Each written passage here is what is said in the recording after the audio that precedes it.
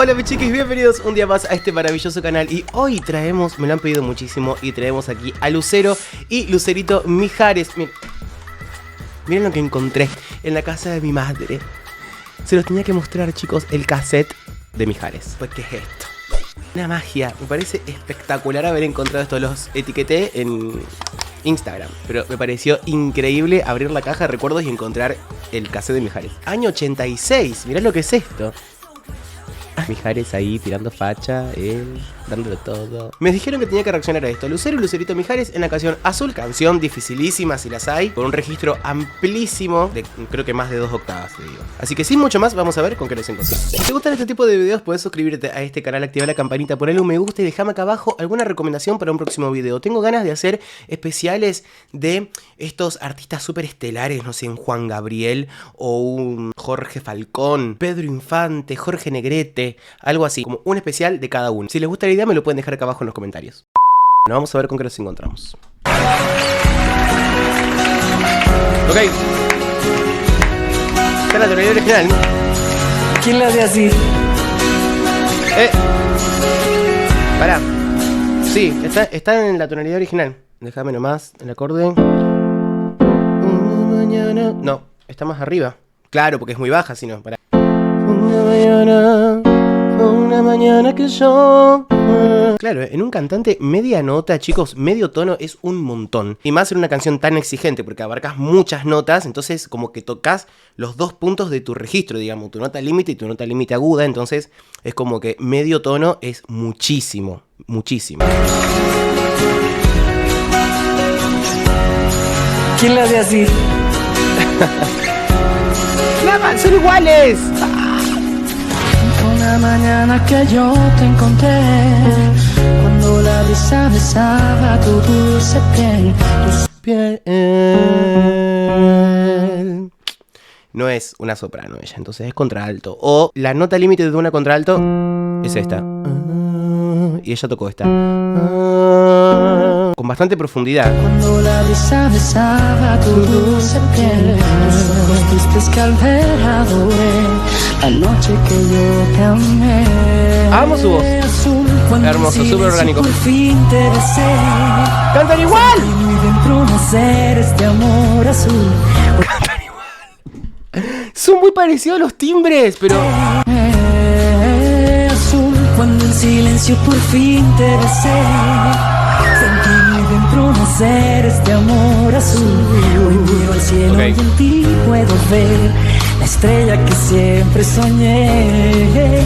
Ok, muy bien, vamos a parar un segundo. Me costó un pelito más entrar ahí en ese grave. Es bastante grave. ¿Y qué pasa con los graves? Se pierde mucho más aire. Y más en una voz con tanto escape de aire que tiene, que lo están haciendo súper bonito, porque es la intención, hacerlo con esa cantidad de aire para que suene aireado. Algo, un recurso que ayuda muchísimo a poder llegar a las notas graves. La estrella que siempre soñé. Azul, porque este amor es voces, azul, armonía. como el mar azul, como de tu mirada nació mi ilusión. Azul como una lágrima cuando hay perdón. Ok. Y tan azul que embriagó el corazón. Ok, bueno, hay cosas. A nivel armonía hay cosas. Ok, yo acá estoy viendo que la madre primero empezó haciendo la armonía Lucerito, ¿sí? Que muy bien agarró en la primera parte. Azul, porque este amor es azul como el mar azul. Perfecto hasta ahí. Y ahora es como si fuese que se van al unísono, ¿sí? Se van a la voz principal. La persona que estaba haciendo, o sea, Lucerito, que estaba haciendo la armonía, no sé si la habrá perdido por alguna razón X, o que eligió irse a la voz principal. Entonces empiezan a cantar al unísono. Y lo que yo percibo de esto es que la madre dijo, bueno, estamos cantando al unísono, voy a hacer una voz abajo para que armonice un poco. Entonces pasa lo siguiente. Azul como una lágrima cuando hay perdón. ¿Ves? Tan puro y tan azul que embriagó el corazón. Siempre. Azul como el mar. ¡Dale! Azul. Siempre la voz principal. Te perdés, te llegás a ir en algún momento a que no encontrás la nota que tenés que cantar. Siempre, andate a la voz principal. Nunca intentes irte a una voz cercana o una voz, porque lo más probable es que si estás perdido por alguna razón X, porque no te escucha bien, por cualquier cosa, porque te puedas haber desconcentrado, muchas cosas pueden hacer que no encuentres la nota que tenés que hacer para armonizar. El oído armónico es otro tipo de oído. Poder convivir con otras voces mientras haces otra cosa. Muy difícil. Siempre andate a la voz principal. Punto. Lo que importa es que no desafines. No importa otra cosa. Y lo bueno que tiene esto es que acá se ve el poder de improvisación que tenés. O elegís hacer una armonía porque te sale fácil, porque bla. O irte a la voz principal. O ver cómo la vas piloteando. ¿Ves? Como el mar azul, como el azul del cielo nace entre los dos, azul como el lucero de nuestra todo unísono, todo el unísono. azul que me llena de amor. Ok. Azul, es que este amor es azul como el mar azul.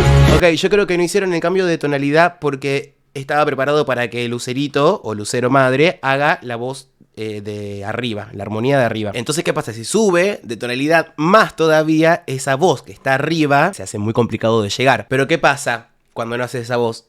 La voz del medio te queda muy cómoda, ¿entendés? Queda como muy normalita, ponele. Como el azul del cielo nace entre los dos. Dale. Azul como el lucero de nuestra pasión. Qué bien que quedan las dos voces juntas. Azul, ¡Dale! que me llena de amor. ¡Bien!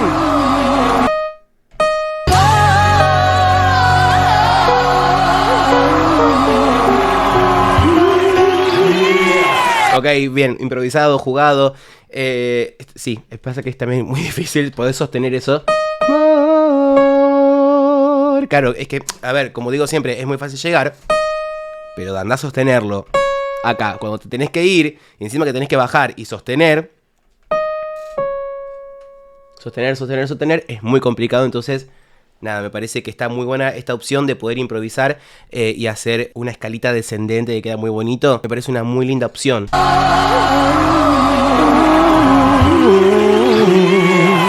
Sí, jugado. Sí, muy bien, muy bien, muy bien.